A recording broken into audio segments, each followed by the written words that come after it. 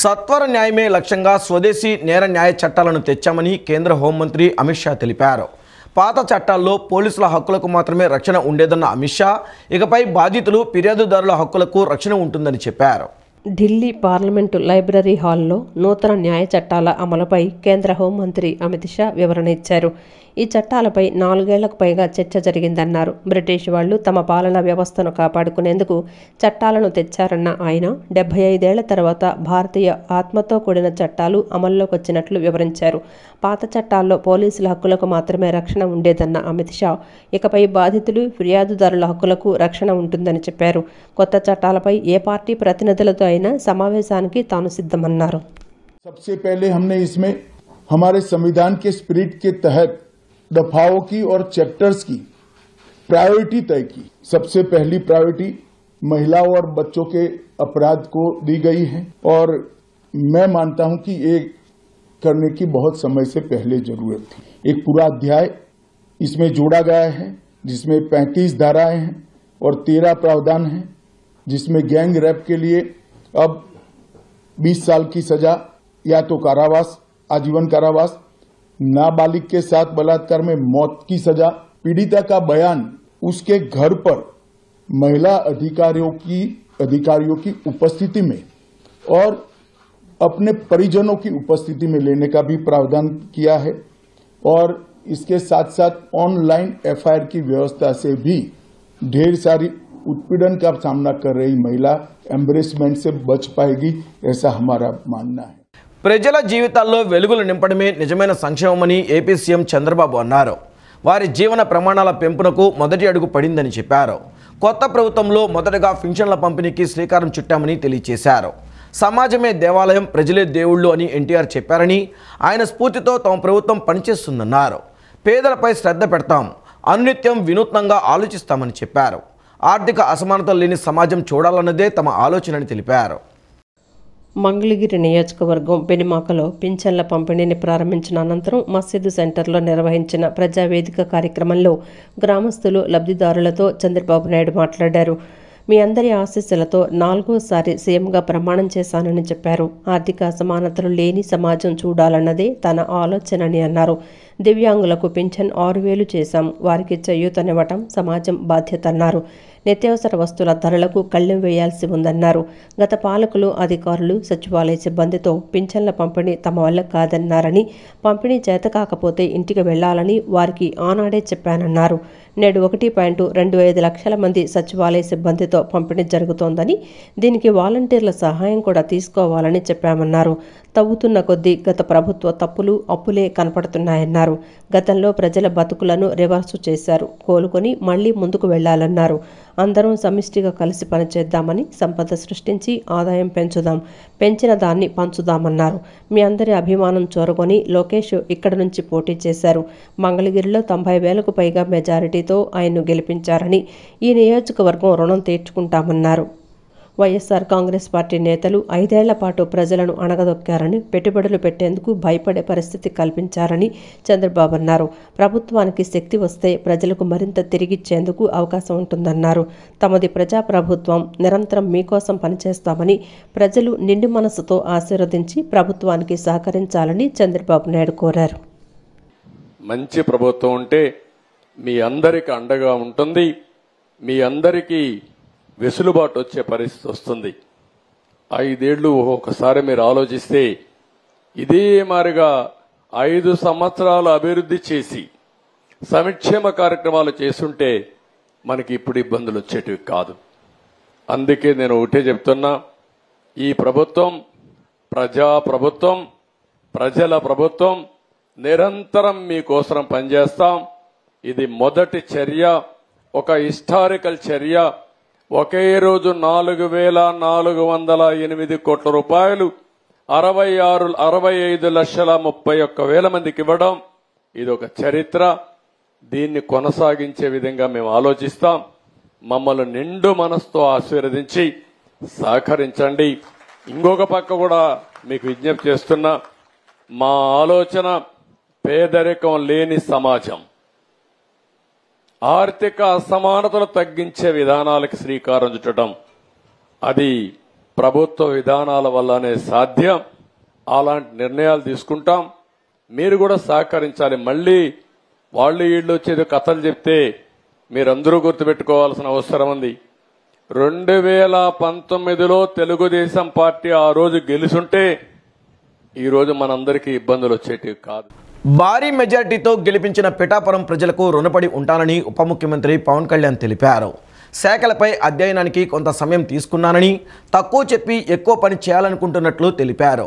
అధికారంలోకి వచ్చాక పెన్షన్లు పెంచి ఇచ్చామే తప్ప తగ్గించలేదని, రాష్ట్రానికి సంక్షేమంతో పాటు అభివృద్ధి కావాలన్నారు. నా దేశం నేల కోసం పనిచేస్తానని, అద్భుతాలు చేస్తామని చెప్పట్లేదని, ప్రభుత్వం జవాబుదారీగా ఉంటుందన్నారు.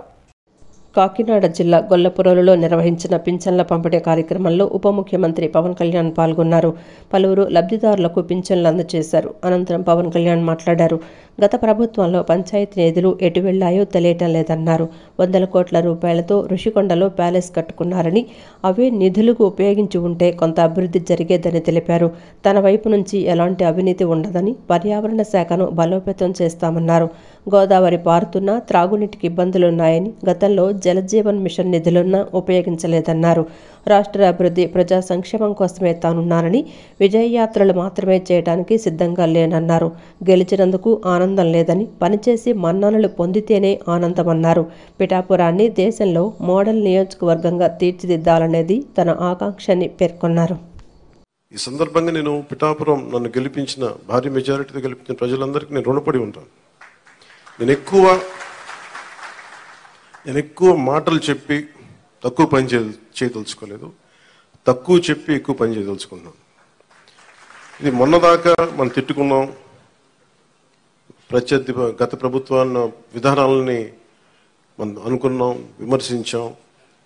ఇప్పుడు ఛాలెంజ్ ఏంటంటే మనం ఏ ప్రామిసెస్ అయితే చేశామో, ముఖ్యంగా ఇందాక మన దివ్యాంగుల మనకి ఆ సోదరి మాట వింటా ఉంటే, నేను ప్రతిసారి జనవాణి కార్యక్రమానికి వెళ్తున్నప్పుడు ఎన్నోసార్లు వాళ్ళు కూర్చొని అవగాహన చేసుకున్నాం. ఈ 3000 ఇవ్వలేని పరిస్థితులు, ఒకళ్ళు ఇచ్చిన చాలీచాలని పరిస్థితులు. ప్రతిసారి చాలా సందర్భాల్లో నేను చంద్రబాబు గారు దీన్ని చెప్పాను. ఈ అత్యంత వెనకబడ్డ నిర్లక్ష్యానికి గురి కాబట్టి ఎవరు ఉన్నారంటే దివ్యాంగులే. మన భారతదేశపు సమాజం ముందుగా మనం పెట్టుకోవాల్సింది. సో ఆ దాంట్లోనే అంటే ఆ క్రమంలో ముందుగా ఈరోజు మేము మాట్లాడుకున్నప్పుడు చాలాసార్లు చెప్పాను ఇట్లాంటివి ఉండాలి. అలాగే స్కిల్ డెవలప్మెంట్, ఇలాంటి మీరు చూస్తే మొదటి పెంచిన ఈ పెన్షన్లో పెంచిన విధానం. గత ప్రభుత్వం మాట్లాడుతున్నప్పుడు ఇందా కృష్ణరాజు గారు మాట్లాడుతా, మేము వస్తే ఈ పెన్షన్ విధానాన్ని రద్దు చేస్తారు. మేము దానికి కొన్ని ఇంతలు పెంచి ఇచ్చాం తప్ప తగ్గించలేదు. ఎన్నికల ప్రచారంలో ఇచ్చిన మాట ప్రకారం కూటమి ప్రభుత్వం పెన్షన్ పెంచి 1వ తారీఖున అర్హులందరికీ అందించిందని పశ్చిమ నియోజకవర్గ ఎమ్మెల్యే సుజనా చౌదరి తెలిపారు. కేంద్రంలోని నరేంద్ర మోదీ సహకారంతో ప్రజలకు ఇచ్చిన ప్రతి హామీని నెరవేరుస్తామన్నారు. పశ్చిమ నియోజకవర్గంలో పలు డివిజన్లలో ఎన్టీఆర్ భరోసా పెన్షన్లు పంపిణీ కార్యక్రమం జరిగింది. ఈ కార్యక్రమంలో భాగంగా సచివాలయం సిబ్బందితో కలిసి నియోజకవర్గ ఎమ్మెల్యే సుజనా చౌదరి లబ్ధిదారుల ఇంటికి వెళ్లి పెన్షన్ అందజేశారు. అనంతరం ఆయన మాట్లాడుతూ, ఎన్నికల ప్రచారంలో ఇచ్చిన మాట ప్రకారం కూటమి ప్రభుత్వం పెన్షన్ పెంచి 1వ తారీఖున అర్హులందరికీ అందించామన్నారు. ప్రజలకు చెప్పిన సూపర్ 6 పథకాలను అందే విధంగా తమ ప్రభుత్వం కృషి చేస్తుందని తెలిపారు. సమస్యలు లేని నియోజకవర్గంగా తీర్చిదిద్దేలా అధికారుల సహకారంతో కృషి చేస్తామని చెప్పారు. తనను ఆదరించి అత్యధిక మెజారిటీతో గెలిపించిన నియోజకవర్గ ప్రజలకు అండగా నిలుస్తానన్నారు. చంద్రబాబు నాయకత్వంలో రాష్ట్ర అభివృద్ధి శరవేగంగా జరుగుతుందని తెలిపారు. ప్రజలందరికీ తెలిసిన విషయమే, ఈ మధ్య జరిగిన ఎన్నికల్లో ఎన్డీఏ కూటమి అంటే భారతీయ జనతా పార్టీ, తెలుగుదేశం, జనసేన పార్టీని అత్యంత మెజార్టీతో గెలిపించడం జరిగింది. మన నియోజకవర్గంలో కూడా 60% ప్రజలు ఓటు వేసి ఎన్డీఏని గెలిపించారు. భారతీయ జనతా పార్టీ తరఫున నేను ఎమ్మెల్యేగా ఉంటే జనసేన, తెలుగుదేశం పార్టీ ఇద్దరి మద్దతుతో గెలవడం జరిగింది. ఆ కామన్ 6 గ్యారంటీస్ మేనిఫెస్టోలో పెట్టడం మూలన చంద్రబాబు నాయుడు గారు రాగానే మొన్న వచ్చిన 15 రోజుల్లోనే జూలై 1 అని ప్రామిస్ చేయడం జరిగింది మేనిఫెస్టోలో. ఆ ప్రామిస్ ప్రకారం ఈరోజు జూలై 1న పెన్షన్ 3000 నుంచి 4000 చేయటం, దాంతోపాటు 3 నెలల ఎరియర్స్ కూడా 1000 రూపాయల చొప్పున ఏప్రిల్ మే జూన్ కూడా 3000 వేసి మొత్తం 7000 రూపాయలు పంపిణీ జరుపుతూ ఉన్నారు. జోనల్ కమిషనర్ గారు కూడా ఉన్నారు ఇక్కడ, కీర్తన గారు. సో వాళ్ళే చేస్తారు.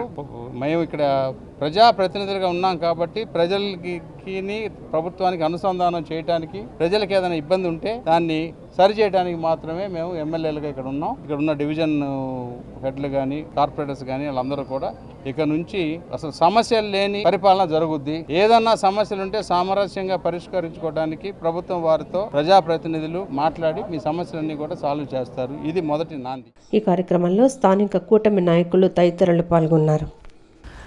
బీహార్కు ప్రత్యేక హోదా ఇవ్వాలని నితీష్ కుమార్ తీర్మానం చేసి ప్రధాని మోదీ ముందర డిమాండ్ పెట్టారని, కానీ ఏపీకి ప్రత్యేక హోదాపై సీఎం చంద్రబాబు కనీసం నోరు కూడా మెదపడం లేదని పీసీసీ అధ్యక్షురాలు వైఎస్ షర్మిల అన్నారు. మోదీ సర్కార్లో కింగ్ మేకర్గా ఉన్న చంద్రబాబు హోదాపై ఎందుకు మౌనం వహిస్తున్నారో రాష్ట్ర ప్రజలకు సమాధానం చెప్పాలన్నారు. రాజధాని లేని రాష్ట్రంగా బీహార్ కంటే వెనుకబడి ఉన్నామని మీకు తెలియదా అని షర్మిల ప్రశ్నించారు. మోదీ సర్కార్లో కింగ్ మేకర్గా ఉన్న చంద్రబాబు హోదాపై ఎందుకు మౌనం వహిస్తున్నారో రాష్ట్ర ప్రజలకు సమాధానం చెప్పాలని పీసీసీ అధ్యక్షురాలు వైఎస్ షర్మిల అన్నారు. 15 ఏళ్లు హోదా కావాలని అడిగిన రోజులు మీకు గుర్తులేవా అని షర్మిల ప్రశ్నించారు. రాష్ట్ర అభివృద్ధిలో ఏపీ 20 ఏళ్లు వెనుకబడిందని చెప్పింది మీరే కదా అని నిలదీశారు. హోదా ఇవ్వకుంటే మద్దతు ఉపసంహరణని ఎందుకు అడగటం లేదని ప్రశ్నించారు. మోసం చేసిన మోడీతో హోదాపై సంతకం ఎందుకు పెట్టించలేరని నిలదీశారు.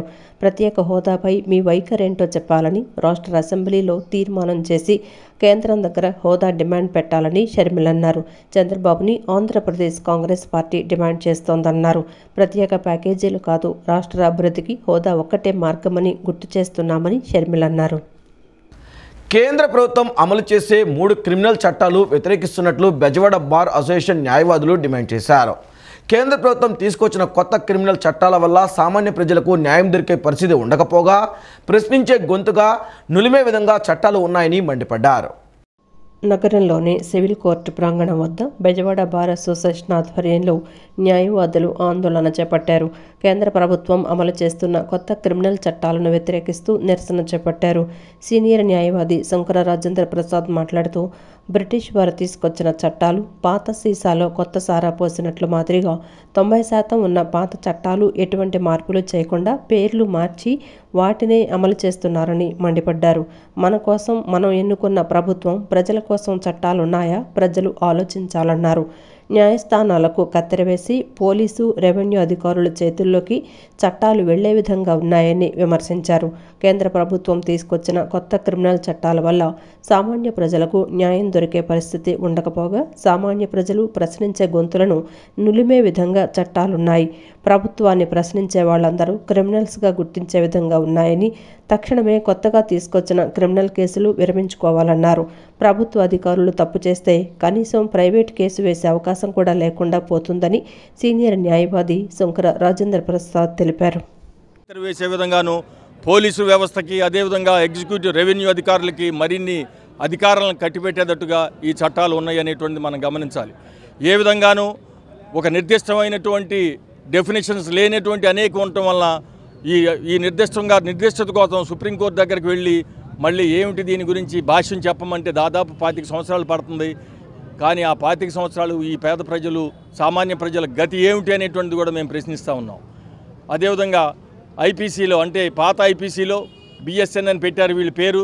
దాంట్లో ఏంటంటే ఒక ఆర్గనైజ్డ్ క్రైమ్ అనేటువంటిది కూడా ఒకటి పెట్టారు. దానికి యావజ్జీవ కారాగార శిక్ష. ఆర్గనైజ్డ్ క్రైమ్లు అంటే అనేక క్రైమ్తో పాటుగా ఎవరైతే కంటిన్యూయస్ అన్లాఫుల్ యాక్టివిటీస్ అంటారు, మరి దానికి ఒక నిర్దిష్టమైనటువంటి డెఫినేషన్ చట్టంలో ఇవ్వలేదు. మనందరికీ తెలుసు, అనేక మంది రాజకీయ కార్యకర్తలు, సామాజిక కార్యకర్తలు ప్రభుత్వానికి వ్యతిరేకంగా ప్రశ్నిస్తూ అనేక ధర్నాలు అవి చేస్తూ ఉంటారు. వాళ్ళ మీద 100 కేసులు బనాయిస్తూ ఉంటారు. మరి అది కంటిన్యూయస్ అన్లాఫుల్ యాక్టివిటీ అయినప్పుడు వీళ్ళందరూ ఆర్గనైజ్డ్ క్రిమినల్స్ అయిపోతారు కదా. ప్రతి రాజకీయ కార్యకర్త, ప్రతి ప్రశ్నించే కార్యకర్త పేరు పెట్టి దాంట్లో 80 to 90% సెక్షన్స్ ఏవైతే ఉన్నాయో వాటిని సెక్షన్స్ మార్చేసి మళ్ళీ కొత్త యాక్టులు తీసుకురావడం జరిగింది. దీంట్లో ఏవైతే సెక్షన్స్ మార్చి చేశారో దాంట్లో కొన్ని ప్రజలకు ఉపయోగపడే ఉన్నవి, అలానే ప్రజల హక్కులు భంగం కలిగించే విధంగా కూడా ఉన్నవి. ఆ భంగం కలిగించే విధంగా ఉండటంలో పోలీసులకి అత్యధిక ప్రాధాన్యత ఇవ్వటం, పోలీస్ డిపార్ట్మెంట్కి వాళ్ళకి చేసిన దాంట్లో రిమాండ్ రిపోర్ట్లో కానీ ఇంకో చోట కానీ 14 days జ్యుడిషియల్ కస్టడీలో ఉన్నప్పుడు దాన్ని జ్యుడిషియల్ కస్టడీ నుంచి పోలీస్ రిమాండ్ అనేది 60 days కానీ 90 days కానీ పెంచడం, ఈవెన్ జ్యుడిషియల్ కస్టడీ 14 days ఉన్నప్పటికీ పోలీస్ కస్టడీ పిటిషన్ పడేస్తే ఏ కోర్టు వారు కూడా 4 to 5 days మించి ఎప్పుడు వాళ్ళకి అవకాశం ఇవ్వరు. అటువంటిది ఇంకా 60 days 90 days అనేది ఇవ్వటం అనేది కరెక్ట్ కాదని చెప్పేసి అంటున్నాను. డాక్టర్స్ డే సందర్భంగా ప్రజాశక్తి దినపత్రిక ఆధ్వర్యంలో ఉచిత మెగా వైద్య శిబిరాన్ని ఏర్పాటు చేశారు. కృష్ణలంక వాసవి కళ్యాణ మండపంలో ఏర్పాటు చేసిన కార్యక్రమానికి ప్రముఖ వైద్యులు సమరం పాల్గొన్నారు. వైద్య శిబిరానికి విచ్చేసిన ప్రజలకు అన్ని వైద్య పరీక్షలు చేసి ఉచితంగా మందులు అందజేశారు. వార్తల ద్వారా సమాజాన్ని చైతన్యపరచడమే కాకుండా ఉచిత వైద్య శిబిరాన్ని ఏర్పాటు చేసి ప్రజల ఆరోగ్యం పట్ల శ్రద్ధ తీసుకుంటున్న ప్రజాశక్తిని అభినందిస్తున్నట్లు తెలిపారు. ప్రజల్లో కొంతమంది మత విశ్వాసాలు పెంచి ఆరోగ్యంపై శ్రద్ధ తీసుకోకుండా అనారోగ్యం బారిన పడేస్తున్నారని డాక్టర్ సమరం విమర్శించారు. ప్రజాశక్తి ద్వారానే కోరేది ఏంటంటే రైట్ టు హెల్త్ అనేది చాలా లేకపోతే ఇంకా మనకు చెప్పరా ఇన్ఫెక్టివ్ డిసీజ్ ఎలా ఉన్నాయి. తాగడానికి మరి కొంతకాలం కింద నెలల క్రితం మొగలాపరంలో డ్రింకింగ్ వాటర్ కలుషితమైపోయి ప్రాణాలు పోయే పరిస్థితి ఏర్పడింది. జగ్గపేటలో ఏర్పడింది. ఏంటిది తాగునీటి మరి స్వాతంత్రం 70 సంవత్సరాలైనా ఇప్పటికీ సరైన తాగునీరు ఉండదా? మంచినీటి కూడా కలుషితం అవ్వాలా? డ్రైనేజ్ నీరు మంచినీటితో కలిసిపోవాలా? ఏమిటి ప్లానింగ్? అలాగే పర్యావరణం అందక ఎంత వాయు కాలుష్యం, జల కాలుష్యం ఇవన్నీ కావాలా? ఆ మాత్రం చేయడం ప్రజారోగ్యం ఎంత నిర్లక్ష్యం అవుతుంది. అయోధ్యకి వెళ్ళాక మాత్రం 1,00,000 కోట్లు దొరుకుతాయి. ప్రజారోగ్యం పరికరం ప్రజారోగ్యం అంటే విషయంలో చక్కగా కావాల్సిందే. టైంలో డాక్టర్స్ వాళ్ళ యొక్క ప్రాణాలని ఏదిని కూడా లెక్క చేయకుండా డాక్టర్స్ కానీ పారామెడిక్స్ కానీ దగ్గరుండి మరి సేవ చేశారు. చాలా మంది ప్రాణాలని నిలిపారు. ఆ విధంగా ఆ టైంలో కూడా చాలా మంది డాక్టర్స్ కూడా మరి చనిపోవడం జరిగింది. అలాంటి డేస్ మనం మళ్ళీ గుర్తు చేసుకోవాలి. అలాగే డాక్టర్స్ కూడా మరి నిస్వార్థంగా ప్రజాసేవ చేయడానికి అందరూ ముందుకు రావాలి. దాంట్లోనే ప్రొఫెషనల్ సాటిస్ఫాక్షన్ అనేది కూడా డాక్టర్స్ చాలా ఉంటుంది. మనం ఒక పేషెంట్ని ట్రీట్ చేసి చక్కగా హ్యాపీగా ఉన్నారు అంటే ఆ యొక్క హ్యాపీనెస్ అనేది డాక్టర్స్కి చాలా మందికి ఉంటుంది. ఆ విధంగానే మరి అందరికీ నిస్వార్థంగా ప్రజాసేవ చేయాలని కోరుకుంటున్నాను. నీట్ ప్రవేశ పరీక్ష లీకేజ్పై దేశవ్యాప్తంగా జూలై 4వ తేదీన విద్యా సంస్థలు బంద్ పిలుపునిస్తామని విద్యార్థి సంఘాల నేతలు తెలిపారు. బాలోత్సవం భవన్లో విద్యా సంఘాల నేతలు విలేకరుల సమావేశాన్ని నిర్వహించారు. నీట్ ప్రవేశ పరీక్ష లీకేజ్కు కారకులైన వారిని తక్షణమే అరెస్ట్ చేయాలని డిమాండ్ చేశారు. ప్రస్తుతం పార్లమెంట్ సమావేశాల్లో నీట్ ప్రవేశ పరీక్ష పేపర్ లీకేజ్లో అవకతవకలకు పాల్పడిన వారిని కఠినంగా శిక్షిస్తామని ప్రధానమంత్రి నరేంద్ర మోదీ నోరు మెదపకపోవడం దారుణమన్నారు. తక్షణమే కేంద్ర విద్యాశాఖ మంత్రి తన పదవికి రాజీనామా చేయాలని డిమాండ్ చేశారు. పేపర్లు లీకేజీలు జరిగినాయి. ఇప్పటికీ మోడీ గారు మాట్లాడే పరిస్థితి లేదు. ఇప్పటికీ విద్యార్థులకు ఎగ్జామ్స్ నిర్వహిస్తామని మధ్యలో ఆపారు. కాబట్టి వెంటనే విచారణ జరపాలి, విద్యార్థులకు న్యాయం చేయాలని. అలాగే ఇంతవరకు విద్యాశాఖ మంత్రి మాట్లాడలేదు, విద్యాశాఖ మంత్రి రాజీనామా చేయాలని. వాటితో పాటు పాఠశాలలు దేశవ్యాప్తంగా 45,000 పాఠశాలలు మూసివేశారు. మూసివేసిన పాఠశాలని తెరవాలని. వాటితో పాటు పిహెచ్డి అడ్మిషన్లో పూర్తిగా నెట్ క్వాలిఫైడ్ అని చెప్పాలని చెప్తున్నారు. పాత పద్ధతిని నిర్వహించాలని ఈ డిమాండ్లతో విద్యార్థి సంఘాలన్నీ కలిపి దేశవ్యాప్తంగా విద్యాసంస్థలు బంద్ చేస్తున్నాం. విద్యార్థులు మేధావులు భాగస్వామ్యం కావాలని జయప్రదం చేయాలని విజ్ఞప్తి చేస్తున్నాం. ఎగ్జామ్స్ అన్ని కూడా ఇవాళ రాష్ట్ర స్థాయిలో జరగాలని చెప్పేసి డిమాండ్ చేస్తున్నాం. ఇప్పటికి తమిళనాడు ప్రభుత్వం కూడా దీనికి అనుగుణంగా అసెంబ్లీ తీర్మానం చేసింది. మొత్తం కేంద్రం జరిగే పరీక్షలన్నీ కూడా రాష్ట్రంలోనే నిర్వహించే విధంగా వాళ్ళ యొక్క ప్రణాళిక రూపొందిస్తున్నారు. అదే స్థాయిలో ఇవాళ ఆంధ్రాలో కూడా చంద్రబాబు నాయుడు గారు ప్రభుత్వం ఇక్కడ పరీక్షలు మొత్తం కూడా ఆంధ్రాలో జరిగే విధంగా ఈ చంద్రబాబు నాయుడు ప్రభుత్వం ప్రత్యేకంగా అసెంబ్లీ తీర్మానం చేయాలని డిమాండ్ చేస్తూ మొత్తం రాష్ట్రానికి రావాల్సిన హక్కుల మీద మేము ఉద్యమం చేస్తున్నాం. దీనికి అన్ని విద్యా సంస్థల యాజమాన్యాలు సహకరించాలని చెప్పేసి విజ్ఞప్తి చేస్తూ ఉన్నాం. వెంటనే విద్యాశాఖ మంత్రి నారా లోకేష్ గారు కావచ్చు, ఆంధ్రప్రదేశ్ ముఖ్యమంత్రి గారు కూడా స్పందించి మన రాష్ట్ర తరపున మన విద్యార్థుల తరపున కేంద్రానికి లేఖ రాయాలని చెప్పి కూడా ఈ సందర్భంగా తెలియజేస్తున్నాం. అదే పద్ధతిలో రాష్ట్ర వ్యాప్తంగా కూడా ఈ నెల 4వ తారీఖుని విద్యా సంస్థలు స్వచ్ఛందంగా కూడా బంద్కి సహకరిస్తున్నాయని వాళ్ళ యొక్క సంపూర్ణ మద్దతు కూడా తెలియజేస్తున్నారని చెప్పి ఈ సందర్భంగా మేము తెలియజేస్తున్నాం. ఈరోజు పార్లమెంట్లో నీట్పై చర్చ జరగాలని చెప్పి ఇండియా బ్లాక్లోని పార్టీలన్నీ డిమాండ్ చేస్తుంటే ప్రధాని మోడీ ఈ యొక్క టాపిక్ని డైవర్ట్ చేయడం కోసం ఎమర్జెన్సీని గుర్తు చేస్తూ టాపిక్ డైవర్ట్ పాలిటిక్స్ చేశారు. ఇది మోడీకి వెన్నతో పెట్టిన విద్య. ఈరోజు నీట్ పేపర్ లీక్ వల్ల అనేక మంది చనిపోయారు, అనేక లక్షల మంది వైద్య విద్యార్థులు రోడ్డు మీద పడ్డారు. ఎన్నికల ముందు ఇచ్చిన హామీలను అధికారంలోకి రాగానే మొట్టమొదటి నెలలోనే అమలు చేసిన ఘనత కూటమి ప్రభుత్వానికే దక్కుతుందని నగరాల సాధికారత సమితి రాష్ట్ర కన్వీనర్ మరిపిళ్ల తిరుమలేష్ అన్నారు. నగరాల సాధికార సమితి రాష్ట్ర కన్వీనర్ మరిపిళ్ల తిరుమలేష్ జన్మదినం సందర్భంగా జాతీయ బీసీ సంఘం నేత మల్లేశ్వరరావు, పలువురు బీసీ నగరాల నాయకులు కలిసి ఘనంగా తిరుమలేష్ను పుష్పగుచ్చాలు అందజేసి శాలువాలతో సత్కరించారు. అనంతరం తిరుమలేష్ మాట్లాడుతూ రాబోయే కాలంలో చంద్రబాబు ఇచ్చిన హామీలు తూచా తప్పకుండా అమలు చేసి ప్రజల మనసుల్లో స్థిరస్థాయిగా నిలిచిపోతారని ఆకాంక్షించారు. నూతన ప్రభుత్వం నామినేట్ పదవులు రావాలని మనసారా కోరుకుంటున్నట్లు జాతీయ బీసీ సంఘం నేత మల్లేశ్వరరావు తెలిపారు. ఈరోజు మా అన్నగారు నగరాల సాధికార సమితి రాష్ట్ర కన్వీనర్ మరిపుల తిరుమలేష్ గారి పుట్టినరోజు సందర్భంగా మా మిత్రులందరూ, మా మావలు అందరు కలిసి, మా శేఖరబాబు గారు, మా పోతుని వారు అందరు కలిసి ఘనంగా పుట్టినరోజు వేడుకలు జరిపాను. రేపు రాబోయే ఈ గవర్నమెంట్లో మా అన్నగారికి మంచి నామినేషన్ పోస్టు రావాలని మనస్ఫూర్తిగా అందరూ మేము కోరుకుంటున్నామండి. ముఖ్యంగా ఈరోజు నా 59వ పుట్టినరోజుకి మా మిత్రులందరూ కలిసి ఈ 59వ పుట్టినరోజు చేసినందుకు వాళ్ళందరికీ ప్రత్యేక ధన్యవాదాలు. అలాగే ముఖ్యంగా ఈరోజు నారా చంద్రబాబు నాయుడు గారు అధికారంలోకి రావడం మాకు చాలా ఆనందంగా ఉంది. ఈ రోజే నారా చంద్రబాబు నాయుడు గారు 3000 పెన్షన్ 4000 చేయడం, అలాగే మాట ఇచ్చిన ప్రకారం 3 నెలల ముందు నుంచి 3000 రూపాయలు కలిపి ప్రతి ఒక్కరికి 7000 రూపాయలు ఇవ్వడం అనేది మా తెలుగుదేశం కార్యకర్తలందరికీ కూడా ఆనందదాయకమైన విషయం. అలాగే రాబోయే కాలంలో మా నాయకుడు ఇచ్చినట్టు వాగ్దానాలు, ఉచిత ప్రయాణం అవనివ్వండి, అలాగే 3 గ్యాస్ సిలిండర్లు అవనివ్వండి, అలాగే రకరకాల హామీలు ఇచ్చారు, అన్నీ కూడా అమలుపరిచి ప్రజల హృదయాల్లో స్థిరస్థాయిగా ఉంటారని మేమంతా ఆశిస్తున్నాము. ఈ వార్తలు ఇంతటితో సమాప్తం. నమస్కారం.